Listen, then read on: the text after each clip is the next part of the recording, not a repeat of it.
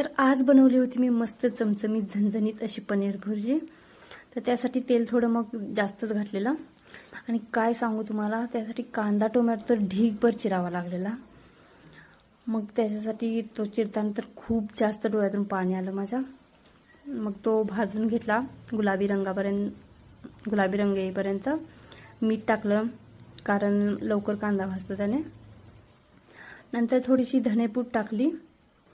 नंतर ते मिक्स करून घेतलं आणि घरातली चटणी टाकली नंतर, म्हणजे तुम्ही जे काही कांदा लसूण मसाला म्हणता ते।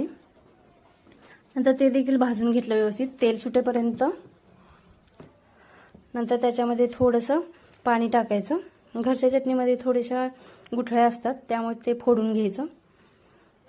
नंतर त्याच्यामध्ये पाणी टाकलं, पाण्याला थोडीशी उकळी येऊन द्यायची। नंतर त्याच्यामध्ये पनीर किसून टाकायचं। पनीर किसून टाकलं छान, नंतर ते मिक्स करून घेतलं आणि त्याच्यामध्ये कस्तुरी मेथी देखील टाकायची। कस्तुरी मेथीचा स्वाद खूप छान येतो पनीर भुर्जीमध्ये। आणि ते सगळं मिक्स करून घेतलं आणि तुम्ही बघू शकताय पनीर भुर्जी खूप छान बनलेली आहे। आणि तुम्हाला दिसतही असेल कडेने तेल सुटलेलं आहे त्याला। खरंच खूप छान मस्त चमचमीत तशी झालेली। तुम्ही अशा पद्धतीने बनवून बघा, सगळ्यांना आवडेल अगदी। तर चला मग, बाय बाय, लाईक